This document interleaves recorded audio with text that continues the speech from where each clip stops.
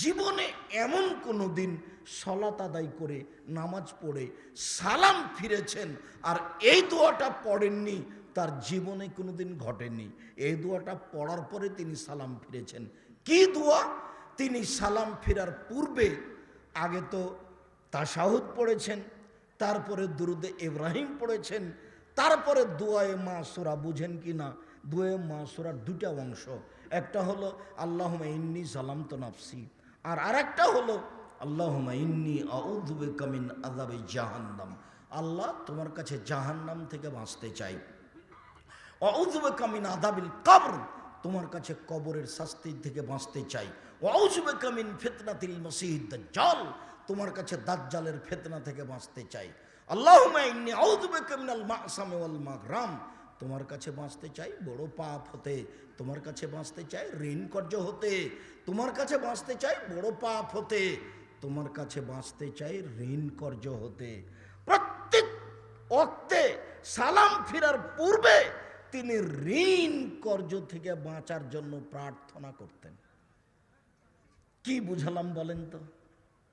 ব্যাংকে চাকরি করেন, এই সুবাদে লোন নিয়ে 5 তলা বাড়ি করেছেন, আপনি কি মনে করছেন এই বোঝা আপনার ছেলে বহন করবে? আপনি কি মনে করছেন আপনার স্ত্রী বহন করবে? আপনার জানাজাই হবে না, এটাই চূড়ান্ত। যার ঋণ আছে তার জানাজা নেই, ক্ষমা পরে। ঋণ করে ব্যবসা বাণিজ্য করবেন না, বাড়ি ঘর করবেন না। যা আছেন এটাই ভালো। দুনিয়াতে থাকার বিষয়টি কেমন একটু শুনে রাখেন। বুখারী মুসলিমের হাদিস। আলোচনা এদিকে লম্বা হয়ে গেল, এই ছেলে কারো গায়ের উপরে হাত দিবে না, একবারে এক খেয়ালে এদিকে খেয়াল করো। দুনিয়াতে বেঁচে থাকার অবস্থা মুহাম্মদ সাল্লাল্লাহু আলাইহি সাল্লাম নকল করেন এইভাবে। আব্দুল্লাহ ইবনে উমর বলেন, আল্লাহর নবী একদা আমার হাতটা এইভাবে চেপে ধরলেন, কাঁধের অংশটা এইভাবে চেপে ধর বলছেন, আব্দুল্লাহ ইবনে উমর কুন ফিদ দুনিয়া কান্নাকা গরীব, তুমি দুনিয়াতে থাকো যেন তুমি অপরিচিত, না তোমাকে কেউ চিনে না তুমি কাউকে চিনো, এইভাবে থাকো। বড় কিছু করো না, বড় কিছু হয়েও না, জবাব কঠিন হয়ে যাবে। শোনো আব্দুল্লাহ ইবনে উমর, তুমি দুনিয়াতে থাকো না তোমাকে কেউ চিনে না তুমি কাউকে চিনো, 1 2। ও আবেরো সাবিলিন, তুমি নিজেকে মনে করিও আমি পথিক, পথে চলছি, চলতে চলতে ক্লান্ত হয়েছি, গাছের নিচে একটু ছায়ার নিচে আরাম নিয়েছি, আবার চলতে থাকবো। গাছের নিচে বসেছি, এইটা যেমন স্থায়ী নয়, পৃথিবীতে থাকাটাও আমার স্থায়ী নয়। তুমি পথিকের মতো পৃথিবীতে থাকো। 3 উদ্দা নাফসাক মিন আহলিল কবরে, তুমি নিজেকে একজন কবরের সদস্য মনে করো। এই কবরস্থানে 50 জন লোক আছে, এবার তোমাকে দে 51 জন, এটা তুমি মনে করো। আব্দুল্লাহ ইবনে উমর 3টে পদ্ধতি গ্রহণ করো। 1 পৃথিবীতে থাকো অপরিচিত হয়ে, 2 পৃথিবীতে থাকো নিজেকে পথিক মনে করে, 3 নিজেকে একজন কবরের সদস্য মনে করো। কি বোঝা যায় ভাইজান? এইভাবে রাসূল সাল্লাল্লাহু আলাইহি সাল্লাম বলেন আব্দুল্লাহ ইবনে উমরকে। এইবার আমি উপস্থিত বৈঠকের দিনী মুসলিম ভাই বোন, এই ছেলে তোমার কথাটা বলে নিয়ে আমরা আলোচনায় যাই। আলোচনায় আমাদের ওই কথা আছে, কিন্তু হয়তোবা সময়ের সাথে অনুকূলে হয় কি না, তাই তোমাকে আমি আগেই বলে যাচ্ছি, তোমার অবস্থাটা এমন কেন? তোমার মাথায় ছাতা চুল কেন? চতুর্দিক কেন চাঁচা? এইভাবে চুল ছাঁটা হলো হারাম, একে কাজা বলে। এই ধরনের হলো কেন? তোমার মোটরসাইকেলের সামনে ব্রাজিলের পতাকা কেন? তুমি দোকানে বসে আড্ডা পিটো কেন? আরেকজনের বদনাম করো কেন? তুমি কেন না বুঝে না শুনেই চট করে বলছো মিছিলে নেমে গিয়ে একটা সিগারেট পাওয়া তার আশায় অমুকের চরিত্র ফুলের মতো পবিত্র? তুমি তো তার চরিত্র জানো না, তুমি এইভাবে চিল্লাচিল্লি করছো কেন? বেশ কিছু কারণের কারণ হলো তোমার মা। আমার কাছে শোনো, আমি বলিনি এ কথা, আল্লাহর নবী বলছেন, একটু খেয়াল করে থাকবেন, কেউ কোনো জায়গাতে অমনোযোগী হবেন না। আবারও বলছি, যারা আপনারা দোকানপাটে আছেন, নিজেকে গরু ছাগল কুকুর শ্রীগাল মনে করিয়েন না। যারা এখন কেনাকাটায় ব্যস্ত আছেন, তারা নিজেরাকে পশু প্রাণী মনে করিয়েন না। আমিও খুব কষ্ট করে এসেছি, সুদূর ঢাকা থেকে এইভাবে ঘুরে আসছি। আমি কোথায় যেন ছিলাম আগের দিন, এখান থেকে বিমান যোগে রাজশাহী গেলাম, রাজশাহী থেকে বিমানে ঢাকা গেলাম, ঢাকা থেকে প্রতিষ্ঠানে কাজ করলাম, তারপর আবার কোথায় ব্রাহ্মণবাড়িয়া গেলাম, সেখান থেকে ঘুরে প্রতিষ্ঠানে আসলাম, এসে সকালে বের হয়েছি, ঢাকায় কিছু কাজ করেছি, ওইভাবেই চলে আসছি। বিমান লেট ছিল, 1.5-2 ঘন্টা বিমানবন্দরে থাকলাম, ওইভাবে আমি এখনো আছি। আপনি যদি মনে করেন যে আব্দুর রাজাক সাহেবের চেয়ে আমি বেশি ক্লান্ত, তাহলে আমি কষ্ট পাব। এই লাখো জনগণ যেহেতু আমাদের ভালোবাসায় এসেছেন, কাজেই আপনি আমাদের কথা শুনবেন, এইটাই আমি আশা করি। আর আমিও কষ্ট করে আপনাদের কাছে এসেছি। একটা দিন বের করার জন্য অনেক কষ্ট করতে হয়, অনেক পয়সা খরচ হয়। এ কি স্বাভাবিক খরচ আছে? আমি যখন বক্তব্য দিতাম, কোনোদিন বক্তব্যের ব্যবস্থা করিনি, তখন আমি বুঝতে পারতাম না কত খরচ আর কত কষ্ট। আমি 6 বছর থেকে এর ব্যবস্থা করি, তাতে রাজশাহী সালাফি কনফারেন্সে খরচ আছে প্রায় 12 লক্ষ, আর রূপগঞ্জ নারায়ণগঞ্জ সম্মেলনে প্রায় খরচ আছে প্রায় 15 লক্ষ। জামিয়া সালাফিয়ার শিক্ষক শিক্ষিকা কর্মচারীর প্রতি মাসে বেতন লাগে প্রায় 30 লক্ষ প্রতি মাসে। কিভাবে চলে তা আমি জানি না, চলে তা আমি দেখতে পাচ্ছি। আপনি কালকে আপনার প্রতিষ্ঠান ডেকে জামিয়া সালাফে তেঘরা বিরল দিনাজপুর থেকে ঘুরে আসেন, প্রত্যেক দিন বিকালে সন্ধ্যার সময় লেবার মিস্ত্রি বিল 20,000 থেকে শুরু করে 30,000, 40,000, 50,000 পর্যন্ত আছে। এরকমই আছে রাজশাহীতে, এরকমই আছে রূপগঞ্জ নারায়ণগঞ্জে, এইভাবে চলছে। আমি আপনার কাছে দুয়ার ভিখারি, আপনি বলবেন আল্লাহ জামিয়া সালাফেকে কবুল করো, পথ সহজ হবে। আমার দিকে লক্ষ্য করুন, জাবের রাদিয়াল্লাহু তাআলা আনহু বলেন, আল্লাহ রাসূলের সাথে আমরা যুদ্ধ করে একদা আসছিলাম, মদিনায় ঢুকবো। আল্লাহ রাসূল বললেন, এই সবাই থামো, এখানে রাতে থাকো, সকালে মদিনায় ঢুকবো। আমি জাবের বললাম, আল্লাহর নবী, আমি নতুন বিবাহ করেছি, আমাকে বাড়ি যেতে অনুমতি দেন। এই কথা বলতে আল্লাহর নবী আমাকে বললেন, ও বিক্রনম সাইয়্যিবা, তুমি যে বিবাহ করেছ, তো তালাক প্রাপ্ত মেয়ে বিবাহ করেছো না কুমারী মেয়ে বিবাহ করেছো? তুমি যে বিবাহ করেছো, তো তালাক প্রাপ্ত মেয়ে বিবাহ করেছো না অবিবাহিতা মেয়ে বিবাহ করেছো? আমি বললাম সাইয়্যিবা, আমি তালাক প্রাপ্ত মেয়ে বিবাহ করেছি। ওর বিবাহ হয়েছিল, ওর স্বামী তাকে তালাক দিয়ে দিয়েছে, আমি তাকে বিবাহ করেছি। তো আল্লাহ রাসূল বললেন, আরে হাল্লা বিক্রান্ত তোলায় বোকা, তুমি অবিবাহিতা মেয়ে কেন বিবাহ করলে না? তুমি তার সাথে খেলতে, ও তোমার সাথে খেলতো। তুমি কুমারী মেয়ে কেন বিবাহ করলে না? তুমি তার সাথে খেলতে, ও তোমার সাথে খেলতো। আরে তুমি অবিবাহিতা মেয়ে কেন বিবাহ করলে না? তুমি তার সাথে খেলতে, ও তোমার সাথে খেলতো। এইবার উত্তর শোনেন, এটা হলো মূল কথা। উপস্থিত বৈঠকের দিনই মুসলিম বোন, আপনাকে একটু খেয়াল করার জন্য অনুরোধ জানাচ্ছি। এই মেয়ে, মুখ বন্ধ করো, কথা বলছো কেন? কোনো মহিলা যদি আপনার গায়ের উপর দিয়ে চলে যায়, তবে আপনি মুখ খুলবেন না। মুখখান বন্ধ করে এদিকে খেয়াল করেন।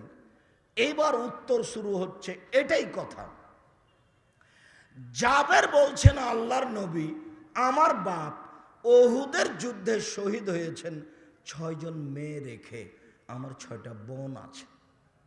আমার বোনদের সমবয়সের মেয়ে বিবাহ করিনি 4টা কারণে। এই 4টা কারণ তোমার মায়ের মধ্যে থাকতে হবে। নাই বলে আজকে তোমার বোন ক্লাস 10-এ পড়ে, এখন পাঞ্জার চুল নিয়ে শীতের দিনে পুরুষের মাঝে ছুটাছুটি করছে। তোমার মায়ের মধ্যে 4টা জিনিস নেই। যে চারটা জিনিস থাকা জরুরি। আল্লাহর নবী, আমার বাপ ওহুদের যুদ্ধে শহীদ হয়েছেন 6 জন মেয়ে রেখে, আমার 6টা বোন আছে। আমার বোনদের সমবয়সের মেয়েকে বিবাহ করিনি 4টা কারণে।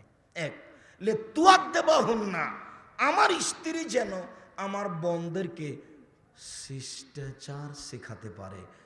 শিষ্টাচার। মোবাইলে রিং হচ্ছে, অন করে বললাম আসসালামু আলাইকুম, শিষ্টাচার।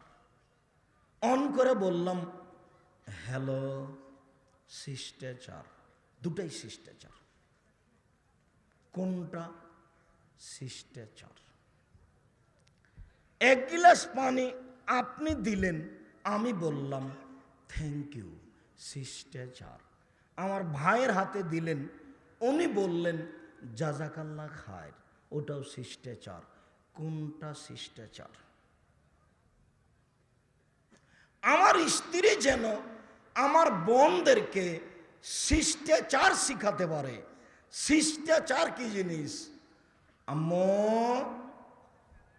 রাস্তায় হাঁটার সময় এক পাশ দিয়ে হাঁটিও, শিষ্টাচার। আম্মু, জুতা পরার সময় ডান পায়েরটা আগে পরিও, বাম পায়েরটা আগে খুলিও, শিষ্টাচার। আম্মু, সময় ডান কাতে শুয়েও দোয়া পড়ে, শিষ্টাচার। আম্মু, পেশাব পায়খানায় ঢোকার সময় দোয়া পড়ে ঢোকবে, দোয়া পড়ে বের হবে, শিষ্টাচার। আব্বু, আম্মু, ছি ছি ছি ছি ছি ছি, বাম হাতে গিলাস ধরেছে কেন আম্মু? বাম হাতে শয়তান ধরে, ডান হাতে ধরো, ডান হাতে ধরো, ডান হাতে ধরো আম্মু, শিষ্টাচার। আম্মু বসো বসো বসো, পানি দাঁড়িয়ে খাচ্ছ কেন আম্মু? বসো বসো, বসে পান করো, বসে পান করো আম্মু, বসে পান করো, শিষ্টাচার। আমার স্ত্রী যেন আমার বোনদেরকে শিষ্টাচার শিখাতে পারে, এই জন্য আমি তালাক প্রাপ্তা মেয়ে বিবাহ করেছি। কম বয়সের আমার বোনদের বয়সের মেয়েকে বিবাহ করিনি। 1, 2, অতুয়াল্লে মোহন না, আমার স্ত্রী যেন আমার বোনদেরকে বিদ্যে শিখাতে পারে, বিদ্যে শিখাতে পারে। আম্মু, সূরা মুলক পড়ে রাতে ঘুমাবা, তাহলে কবরের শাস্তি হবে না। আম্মু, রাতে যদি ভয় পাও, তাহলে সূরা বাকারার শেষ 2 আয়াত পড়ো ঘরে জোরে, শয়তান ঘর থেকে পালিয়ে যাবে। আম্মু, যদি রাতে শয়তান বোবা ধরে না, যদি চেপে ধরে, তাহলে হাতটা সামনে নিয়ে ইখলাস ফালাক নাস পড়ে একটু মুখে হালকা থুথু দিয়ে মুখের উপর থেকে নিয়ে গোটা শরীরের উপরে বলিয়ে নিও, মুছে নিও, শয়তান কিছু করতে পারবে না। আম্মু 3 বার বলবা, 3 বার, 3 বার, 1 2 3, 1 2 3, 1 2 3, 3 বার। বোঝা যায়নি কথা? আম্মু, শার্ট পরিবর্তন করে দিবা আম্মু, বাম কাতে ছেলে ডান কাতে হয়ে যাবা। আর যদি খুব খারাপ লাগে, স্বপ্ন ঘুম ভেঙে গেছে, শার্ট পরিবর্তন করে বলবা থু থু, বাম দিকে 3 বার থুতু ফেলবা। স্বপ্ন যদি আরো খারাপ লাগে, মনে হলো যে বিশাল কিছু, একবারে ভয়ে থরথর করে কাঁপছ, তাহলে আম্মু ঘুম থেকে উঠে সুন্দর করে 2 রাকাত অজু করে দে, 2 রাকাত সালাত আদায় করে নাও। স্বপ্ন যতই খারাপ হোক কিছুই হবে না ইনশাআল্লাহ। আমি বলিনি এই কথা, এই কথা কে বলছেন? মুহাম্মদ সাল্লাল্লাহু আলাইহি ওয়াসাল্লাম বলছেন। স্বপ্ন খারাপ লাগলে কাউকে বলতে হবে না, বাস। নিতান্তই যদি বলতে হয় যাকে খুব ভালো মানুষ মনে হচ্ছে, এই ছেলে গ্লাস গরম পানি দাও তো। আমার স্ত্রী যেন আমার বোনদেরকে শিষ্টাচার শিখাতে পারে। 3, অতুরাজ্জল হন না, আমার স্ত্রী যেন আমার বোনদের মাথার চুল চিরুনি করে রাখতে পারে। মাথার চুল চিরুনি করা মানে কি? বাচ্চার চুল ঠিক আছে কি না, বাচ্চার দাঁত পরিষ্কার আছে কি না, বাচ্চার নখ কাটা আছে কি না। এই ছেলে, তোমার বোন ক্লাস 10-এ পড়ে, এখন এত বড় নখ আছে, নেইল পালিশ দেওয়া আছে। বলো এটা তোমার মা না, এটা তোমার খালা, এটা তোমার মাও না, এটা তোমার খালা, এটা তোমার সৎ মা। দেশের গতিতে তোমার মা এই পরিবারকে কবর দিয়েছে, তুমি বুঝতে পারোনি মা কাকে বলে। তোমার মাও বুঝেনি মা কাকে বলে।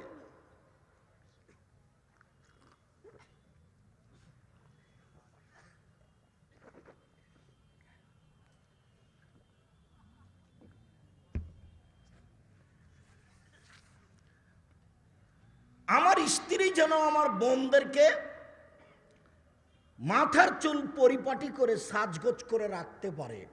4 তাকমা আলাইহিন্না, আমার স্ত্রী যেন আমার বোনদের উপরে পাহারা দিতে পারে। মা মানে পাহারাদার, মা মানে পাহারাদার। বলো তো তোমার মা কি পাহারা দিয়েছে? সুন্দর রান্না করতে পারে, তুমিও খুশি, তোমার বাপও খুশি। বলো পাহারাদার কাকে বলে? পাহারাদার হলো তোমার আর তোমার বোনের পাহারাদার। আমি এ কথা বলিনি, এ কথা মুহাম্মদ সাল্লাল্লাহু আলাইহি সাল্লাম বলেন, হাদিস বুখারী মুসলিম। মনে রেখো, উপস্থিত বৈঠকের মুসলিম বোন মনে করেন, সিরিয়াল মনে করেন। এক কথা বলছো কেন? সিরিয়াল মনে করো। 1 শিষ্টাচার। তোমার মা তোমাদেরকে কি শিখিয়ে দিবে? শিষ্টাচার। 2 বিদ্যা। 3 মাথায় চিরুনি করা, মানে বাচ্চাকে পরিপাটি করে সাজগোজ করে রাখা। 4 পাহারাদার। আপনার স্ত্রী এই পরিবারে পাহারাদার। কি পাহারা দেয়? ঢং ঢং করে এসেছে, আবার ঢং ঢং করে চলে যাবে। গল্প করতে করতে এসেছে, গল্প করতে করতে চলে যাবে। এটা আপনার কারণে, আপনি কাপুরুষ। আপনার বিবাহ করা ঠিক হয়নি, বিবাহ করলে ক্ষমতা লাগে। দেখুন, রাসূল সাল্লাল্লাহু আলাইহি ওয়াসাল্লামকে একজন সাহাবী জিজ্ঞাসা করলেন, আল্লাহর নবী, একজন স্বামী তার স্ত্রীর উপরে কি হক আদায় করবে, স্বামী হিসেবে কি করা দরকার? তখন আল্লাহ রাসূল 5টা কথা বললেন। 1 ফাকসুহা ইজাক্তা সাইতা, তুমি পরাবে কাপড় যখন তুমি পরবে। 2 আতেমাম্মা তাইমতা, যখন তুমি খাবে তখন খাওয়াবে। 3 ওলা তুকাব্বে, স্ত্রীকে কখনো কটু কথা বলো না। স্ত্রীকে গালি দিতে হবে না, মারতে হবে না। ওকে যে উদ্দেশ্যে সৃষ্টি করা হয়েছে, এই উদ্দেশ্য বহাল রাখতে হলে গালি দেওয়া যাবে না, নিন্দা করা যাবে না, যৌতুক নেওয়া যাবে না, চাকরি করতে দেওয়া যাবে না, ব্যাংকে পাঠানো যাবে না, নির্বাচনে পাঠানো যাবে না। আল্লাহ তাআলা বলছেন, অমিন আয়াতিহান খালাকালাকুম আনফুসাকুম আজওয়াজান লিতাসকুনু ইলাইহা, পৃথিবীর মানুষ শুনে রেখো, আমি তোমাদের মধ্যে থেকে তোমাদের স্ত্রীদেরকে সৃষ্টি করেছি তোমাদের শান্তি তৃপ্তির জন্য। যেন তোমরা শান্তি তৃপ্তি পাও, এই জন্য আমি স্ত্রীদেরকে তোমাদের মধ্যে থেকে সৃষ্টি করেছি। স্বর্ণ দিয়ে ঘর বানালে শান্তি তৃপ্তি হবে না স্ত্রী ছাড়া। রেশমি কাপড় দিয়ে, মখমল দিয়ে বিছানা সাজালেও শান্তি তৃপ্তি হবে না স্ত্রী ছাড়া। এই কথা আল্লাহ তাআলা বলেন। এইটা বজায় রাখতে হলে গালি দেওয়া যাবে না, মারা যাবে না, নিন্দা করা যাবে না, ঠোঁট মোটা বলা যাবে না, কালো রং বলা যাবে না, কথা বলতে পারো না এই কথা বলা যাবে না, সবার সাথে কথা বলো না এই কথা বলা যাবে না, কাজে লাগানো যাবে না। কাজে লাগালে সে নিজের কাজ নিয়ে ব্যস্ত থাকবে, আপনাকে শান্তি তৃপ্তি দিবে কখন? যদি ব্যাংকের চাকরি করে তাহলে তো একবারে কঠিন অবস্থা। তাড়াহুড়া করে কাপড়খান টয়লেটে গোসলখানে রেখে চলে যাবে আর বলবে যে তুমি একটু শুকাতে দিও, আমি চলে গেলাম, সময় শেষ। তাহলে কোনটা থেকে কোনটা মানুষ করলো, মানুষ ভুল বুঝলো। বেগম রোকেয়া লিখে দিল অবরোধবাসিনী। তাই রংপুরের আর একজন মহিলা লিখতে গেল, কেন হব অবরোধবাসিনী? এ মানুষকে মাঠে নামিয়েছে। এই ছেলে একটু খেয়াল করো তো, আবার কথাটা ঘুরিয়ে ধরলাম। 3টে কথা। 1, পতিতালয়ের মহিলার গায়ে ওড়নি ছিল, তাহলে সেই কালেও মহিলারা ওড়নি গায়ে দিয়ে রাস্তায় চলতো। 2, আবু হুরায়রা রাদিয়াল্লাহু তাআলা আনহু আল্লাহর নবীকে বললেন, আল্লাহর নবী, আমার মা আপনাকে খুব গালি দেয়, আপনি একটু আমার মায়ের জন্য দোয়া করেন তো আল্লাহর নবী। তখন আল্লাহর নবী বললেন, আল্লাহুম্মা হাদি উম্মা আবি হুরায়রা, আল্লাহ তুমি আবু হুরায়রার মাকে হেদায়েত দান করো। আল্লাহ রাসূল বললেন, আল্লাহ তুমি আবু হুরায়রার মাকে হেদায়েত দান করো। এইবার আবু হুরায়রা বাড়িতে আসছেন, বাড়িতে এসে দেখছেন দরজা বন্ধ। এখানে অনেক কথা আছে, সেটা আর আমি বললাম না। দরজা বন্ধ, দরজা খুলতে বললেন, কান লাগিয়ে দেখছেন ভিতরে তার মা পানি নিয়ে যেন কি করছেন, মানে তার মা গোসল করছে, মুসলমান হয়েছে এই জন্য দোয়া কবুল হয়ে গেছে। তো এখন একটু দেরি হলো দরজা খুলতেই, না না বলে পারলাম না, এটা বৃহত্তর রংপুর। কি আব্দুর রাজাক সাহেব বৃহত্তর রংপুর বলে কি বললেন বলেন তো? বৃহত্তর রংপুর বলে বললাম, বাড়ির বাহির দরজা নেই, সবই ফাঁকা। নাকি ভাইজান কথা কি ভুল হচ্ছে? তাহলে এটা বাড়ি হলো কি করে? একটা গরিব মানুষেরও বাড়ি হলে চতুর্দিক কি থাকবে? ঘেরা থাকবে, একটা দরজা থাকবে, সালাম দিয়ে ঢুকতে হবে। ওই সমাজে আবু হুরায়রার চেয়ে গরিব মানুষ কেউ ছিল তা সাহাবীগণের ইতিহাস পড়লে বোঝা যায় না।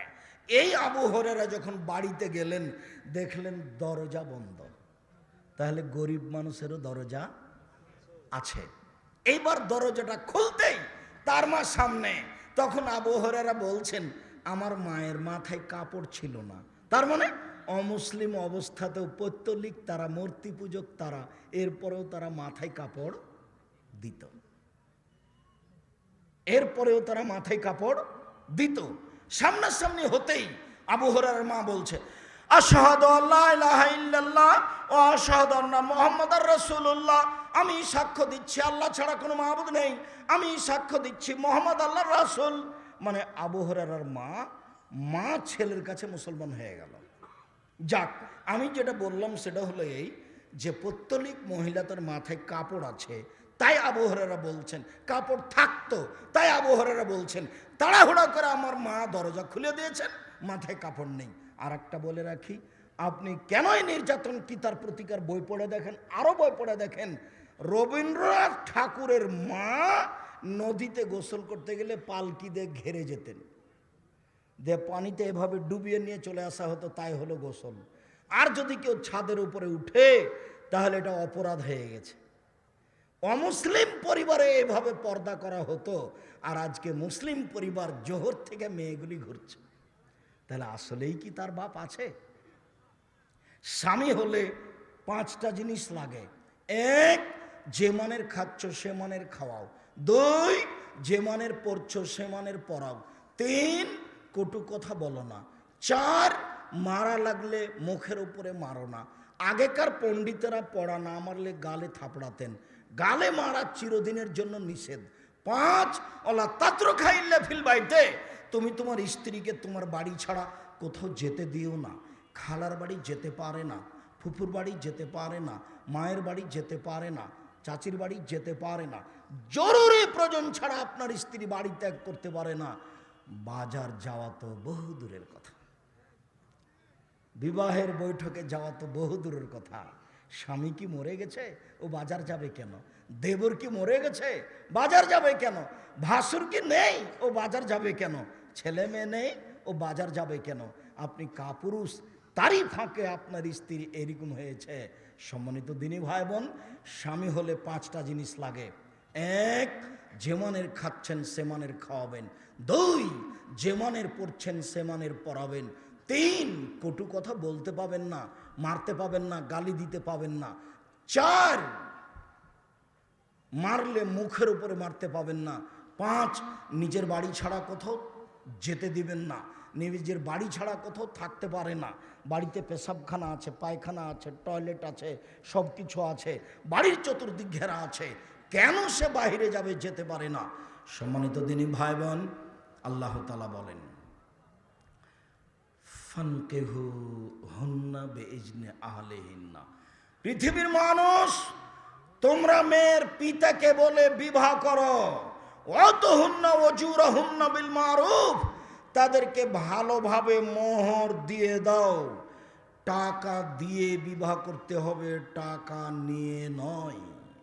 বিবাহ করলে মেয়ে দেখে বিবাহ করতে হবে। আয়েশা রাদিয়াল্লাহু তাআলা আনহা বলেন, আল্লাহর নবী বলছেন, আয়েশা, জিবরাইল তোমাকে একদিন রেশমি কাপড় দিয়ে ঢেকে আমার সামনে নিয়ে আসলো। এসে জিবরাইল আমাকে বলছেন, এইভাবে ধরে দেখেন, এইভাবে ধরে জিবরাইল বলছেন, হাজিহি জাওজাতুকা, এইটা আপনার স্ত্রী। আল্লাহ রাসূল বলছেন, আমিও অবাক হলাম, জিবরাইল আমার স্ত্রীকে এইভাবে দেখে বলছেন এটা আপনার স্ত্রী। তা আমি একটু মুখের কাপড়টা সরালাম, রেশমি কাপড় দিয়ে তোমার মুখটা ঢাকা আছে, আমি একটু মুখটা থেকে কাপড় সরালাম, আর দেখি তুমি। তা আমি চিন্তা করলাম, এটা যদি আল্লাহর পক্ষ থেকে হয় তাহলে একদিন বিবাহ হবে। দেখি একদিন বিবাহ হয়েই গেল। ইমাম বুখারী পেশ করেছেন যে বিবাহ করলে মেয়েকে আগে দেখতে হবে, তার প্রমাণে এই হাদিস। আরও হাদিস আছে, কিন্তু এগুলো কুলায় না। শুধু আপনি দেখবেন বোন, খালা, ফুফুকে নিয়ে যেতে পারেন, 5 জন 7 জন মিলে দেখা হারাম। বিবাহ ঠিক হয়েছে, বিবাহের পূর্বে বড় মেয়েরা গীত গাইতে পারে না, এইভাবে হলুদ মাখাতে পারে না, চিরদিনের জন্য হারাম। হলুদ মাখতেই যদি হয়, মা মাখাবে, খালা মাখাবে, ফুফু মাখাবে, হলুদ মাখতে পারে। ডুলি বিবি মহিলারা সেই বৈঠকে যেতে পাবে না, শুধুমাত্র মুরব্বী মানুষ যাবে। মুরব্বী মানুষ এক জায়গাতে বসবে। এইটা রংপুর অন্তর্গত। আব্দুর রাজ্জাক সাহেব রংপুর অন্তর্গত মানে আমি খুব ভালো বুঝি। আমার শ্বশুরবাড়িও গাইবান্ধা জেলা, গোবিন্দগঞ্জ। এখনও আবদুল্লাহ, আব্দুর রহমান, আব্দুর রহিম, ওরা পৃথিবীর বিভিন্ন দেশে থাকে, কিন্তু এক জায়গাতে হলে গাইবান্ধার ভাষায় কথা বলে। যাবো, খাবো, তুই আর নিবু, এইভাবে বলে। এই তো আবদুল্লাহর সাথে এসেছে। আব্দুর রহমান আবদুল্লাহ যে জিদ্দা বিশ্ববিদ্যালয়ে পড়ে, আব্দুর রহিম আজহার মিশর বিশ্ববিদ্যালয়ে পড়ে, আর ওর বোন যেটা এদের 3 ভাইয়ের ছোট, মারিয়াম ও কিং সৌদ রিয়াজ বিশ্ববিদ্যালয়ে পড়ে। একটু দোয়া করবেন ওদের জন্য, ওদেরকে যেন আল্লাহ কবুল করেন। ওরা কিন্তু আপনাদের রংপুরের ভাষায় কথা বলে। ওদের জন্ম গাইবান্ধা, রংপুর অন্তর্গত, এই ভাষাতে কথা বলে তারা শান্তি পায়। আমি বলি মাঝে মধ্যে, আব্বু তোমরা যে চাঁপাইনবাবগঞ্জের মানুষ, একটু চাঁপাইনবাবগঞ্জের ভাষাতে কথা বলো, তো ওটা স্বাদ পায় না, ওরা স্বাদ পায় না। সম্মানিত দিনী ভাই বোন, আমি বলছিলাম গাইবান্ধায় একটা প্রথা আছে বিবাহের, এটা নিতান্তই হারাম। সেইটা হলো এই যে, আগে এটুকু বলি, যেখানে দেখা দিয়েছে বর মুখে রুমাল দিয়ে কেবলা মুখিয়ে বসে থাকবে বৈঠকে, এটা নয়। বর কেবলামুখী হয়ে মুখে রুমাল দিয়ে বসে থাকবে, এটা জায়েজ নয়। সুবিধা মতো বসে থাকবে। বরের সাথে মোহরের কথা হবে। রংপুরের নীতিতে বৈঠকে যদি বর কথা বলে, তাহলে সব মুরব্বীরা খেপে যাবে, বর ভালো নয়, বিবাহ দিও না। বরই কথা বলবে, মেয়ের কাছে বিবাহ পড়ানো হবে না। মেয়ের কাছে বিবাহ পড়ানো হারাম, মেয়ের কাছে বিবাহ পড়ানো নিষেধ, একবারে চিরদিনের জন্য নিষেধ। রংপুর জেলাতে আর চট্টগ্রামের মধ্যে পার্থক্য হলো এই যে, চট্টগ্রামে উকিল বাপ ধরে বিবাহতে, উকিল বাপ।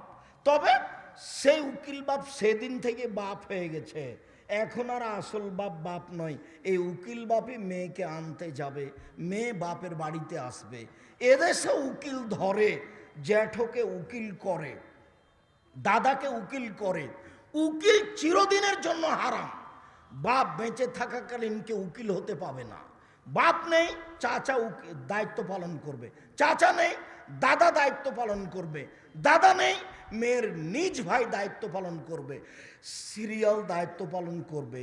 এই দিকের আর একটা নীতি খারাপ যে, যখন মেয়ের কাছে বিবাহ পড়াতে যায়, অনেকেই চলে যায় সেখানে গিয়ে কি যেন বলে, অমুক নেবাসী অমুক, এত নগদ এত বাকিতে তোমাকে বিবাহ করতে এসেছে, তুমি তাকে স্বামী সত্ত্বে কবুল করো। ও তখন বলে কবুল করলাম, 3 বার বলে। এখানে এসে বরের কাছে এসে দাঁড়িয়ে থাকে, বসে থাকা লোকগুলি বলে, আপনারা কে? তখন ওরা বলে আমরা এই বিবাহের উকিল। বসে থাকা লোকগুলি বলে মেয়ে কি কবুল করেছে? তখন এরা বলে জি। তারপরে আবার বলে আপনারা কি শুনেছেন? তখন বলে হ্যাঁ শুনেছি। তখন বসে থাকা লোকগুলি বলে তাহলে আপনারা বসেন। তখন তারা বসে, মনে হচ্ছে হিন্দুদের বিবাহ লেগেছে, তাই কলার গাছের চতুর্দিকে ঘুরে। একেবারেই হারাম, ওখানে যাওয়াও হারাম, এইভাবে এসে দাঁড়িয়ে থাকাও হারাম। মেয়ের কাছে বিবাহ পড়াতে হবে না।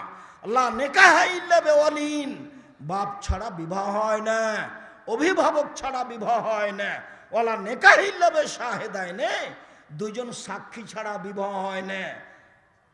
কাজী সাহেবের খাতাতে কয়জন সাক্ষী আছে? 4 জন।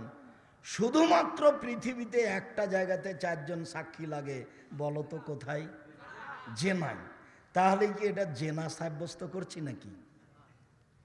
যে কি আপনারা প্রশাসনের মানুষ, বলেন দেখি। আমি বলেছি কাজী সাহেব আপনার এই খাতাকে টয়লেট পেপার হিসাবে ব্যবহার করতে হবে। কাজী সাহেব আমার উপরে খেপে গেলেন। খেপবেন না, আমি আব্দুর রাজ্জাক বিন ইউসুফ 32 বছরে কোনোদিনও অপ্রয়োজনীয় বাক্য বলিনি। আজ নয়, 90 সাল থেকে এদেশের মাটিতে আছি। 90 সালে রংপুর, লালমনিরহাট, ডালিয়া আমি প্রোগ্রামে এসেছি। 90 সাল থেকে আমি জাতির সামনে কথা বলি। দীর্ঘ 32 বছর আমি কোনোদিন অপ্রয়োজনীয় কথা বলিনি। দীর্ঘ 32 বছর আমি কোনোদিন কেসা কাহিনী বলিনি। দীর্ঘ 32 বছর আমি কোনোদিন মানুষের কাছে পথ খরচ পাথেও চাইনি। দীর্ঘ 32 বছর আমি কোনোদিন মাঝহাব বিরোধী কথা বলিনি। দীর্ঘ 32 বছরে আমি কোনোদিন সরকার বিরোধী কথা বলিনি। দীর্ঘ 32 বছর আমি কোনোদিন অপ্রয়োজনীয় কথা বলিনি। দীর্ঘ 32 বছর আমি কোনোদিন নিজের পরিচয় দিইনি। মানুষ যখন চাপ দিয়ে বলেছে বিজ্ঞাপন পোস্টারের নামটা লিখবো, একটু পরিচয় দেন না, কি লিখবো? তখন আমি বলেছি আমার নাম আব্দুর রাজ্জাক আর আমার বাপের নাম ইউসুফ, বাপ বেটা মিলে আব্দুর রাজ্জাক বিন ইউসুফ। এর বেশি আমি কোনোদিন বলিনি। কাজী সাহেব মন খারাপ করবেন না, শুধুমাত্র পৃথিবীতে জেনা প্রমাণ করার জন্য 4 জন সাক্ষী লাগে। আপনার খাতাতে 4 জন সাক্ষী হলো কেন বলেন? তখন বলছে মেয়ের পক্ষ থেকে 2 জন, ছেলের পক্ষ থেকে 2 জন। আরে সূচনাই তো মুখামুখি হয়ে গেল হারাম। আল্লাহর নবী পক্ষ বলেননি, আল্লাহ নবী বলেছেন একটা বিবাহ জায়েজ হওয়ার জন্য কি লাগবে? 2 জন সাক্ষী লাগবে। সে মহিলার হোক আর পুরুষের হোক, সে পৃথিবীর যে হোক না কেন, বিবাহ জায়েজের জন্য 2 জন সাক্ষী লাগবে। সম্মানিত দিনী ভাই বোন, আমি আপনাদের অনুরোধ করে বলছিলাম যে রাসূল সাল্লাল্লাহু আলাইহি সাল্লাম বলেছেন কাজীর খাতাতে 2 জন সাক্ষী লাগবে। 2 জন সাক্ষী ছাড়া বিবাহ হয় না।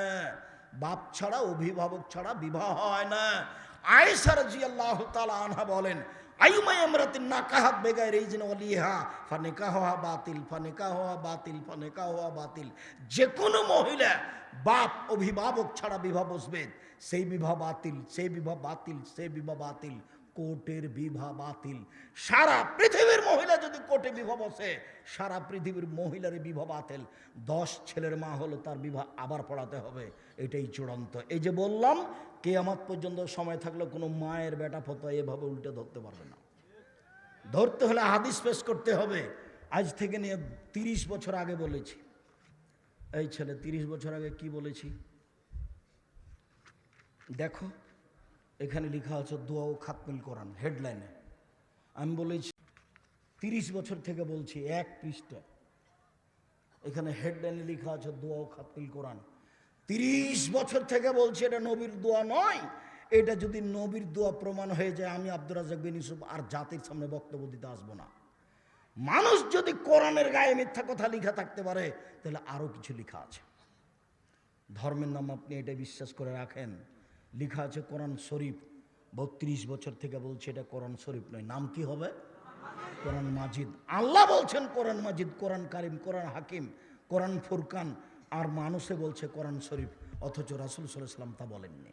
আমি তো বলে আসছি, হুমসি খেলি জোর করে কথা বলে ধর্ম প্রমাণ করা যায় না।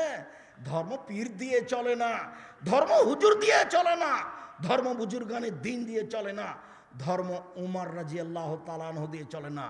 ধর্ম একজন মানুষ দিয়ে চলে, যার নাম মুহাম্মদ সাল্লাল্লাহু আলাইহি সাল্লাম। সম্মানিত দিনী ভাই বোন, বলছিলাম কোর্টের বিবাহ বাতিল, কথাই ঠিক। কোন মহিলা কোনো মহিলার বিবাহ দিতে পারে না। বিবাহের বৈঠক এইদিকে লক্ষ্য করেন, বিবাহের বৈঠক ঘেরা যাবে না। এক গ্লাসে শরবত আর এক গ্লাসে লবণের পানি, এটা করা যাবে না। বিবাহের পরে মেয়েকে ভিতরে নিয়ে গিয়ে বরের পাশে বসিয়ে অনেক গান বলবে, এটা করা যাবে না। কমিউনিটি সেন্টারে মেয়েকে এভাবে বসাবে পুতুল করে, আর সমস্ত মানুষ দেখবে। এত বড় নোংরা, ন্যাক্কারজনক, জঘন্য, বর্বর কাজ ইসলামে চলে না।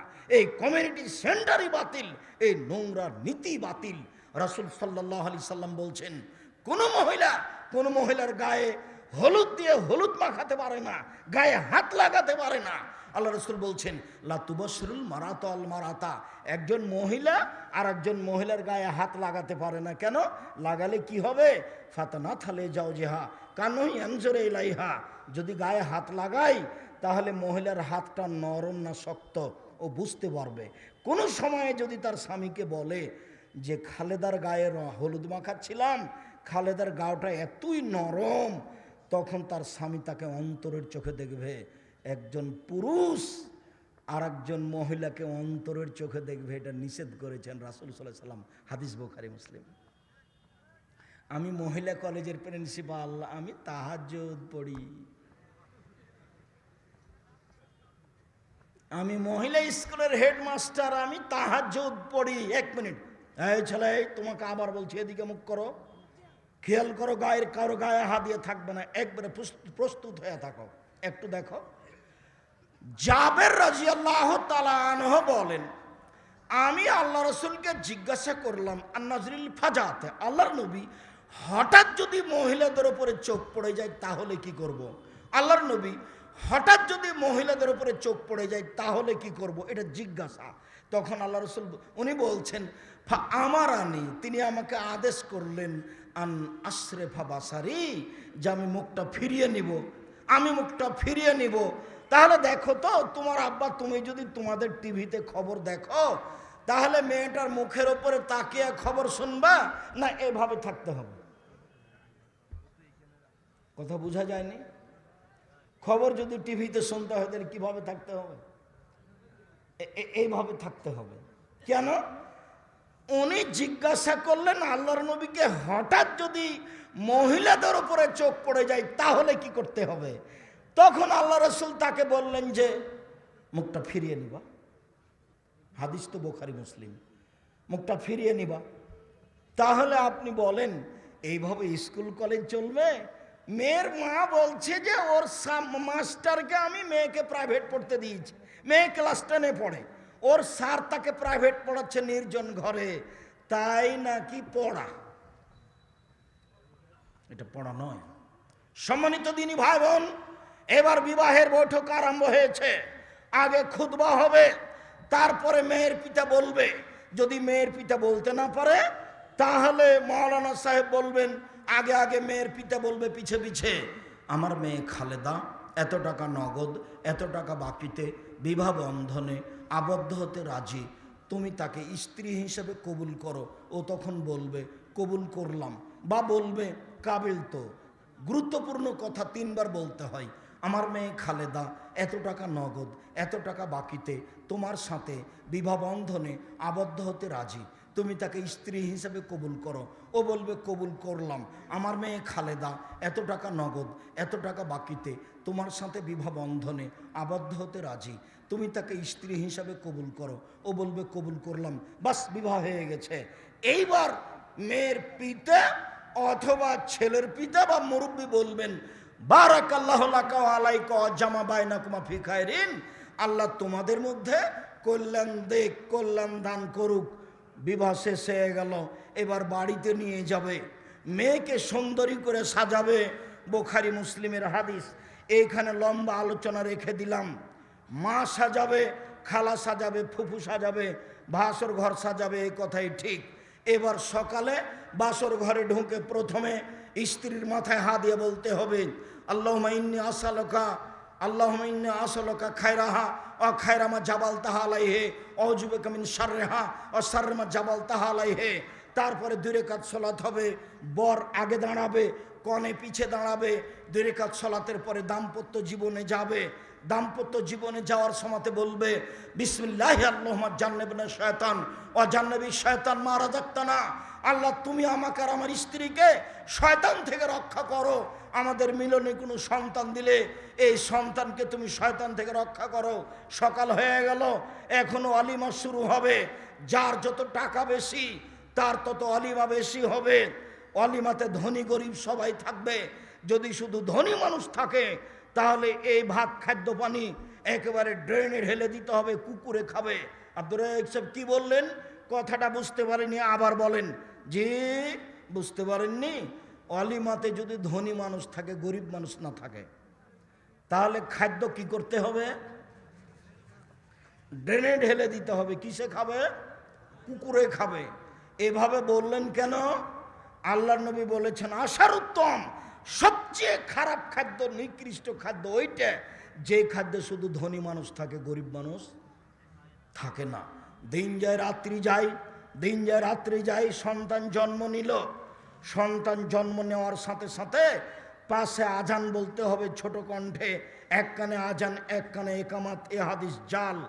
এরপরে বাচ্চাকে কারো কাছে নিয়ে যেতে হবে, তাহানিক করে নিতে হবে। তাহানিক মানে একটা খেজুর অল্প একটু চাবিয়ে, খুব ভালো করে চাবিয়ে মুখের হাতটা আঙ্গুল দিয়ে নিবে, মুখ থেকে নিয়ে ওই বাচ্চার জিভার উপরে, মুখের উপরে দিয়ে দিবে। দিয়ে বাচ্চার মাথায় হাত দিয়ে দোয়া পড়বে, আল্লাহুম্মা ইন্নী আউযু বিকালিমাতিল্লাহি তাম্মা, আউযু বিকালিমাতিল্লাহি তাম্মা মিন কুল্লি শাইতানিন হাম্মা ওয়া মিন কুল্লি আইনিন লাম্মা। এই দোয়া পড়বে। দাদা দাদি তো আর জানে না, নানা নানি জানে না, এমনিতেই রোজ নাতনিকে আদর করছে। কি বলে যে আদর করছে তার কোনো হিসাব নাই।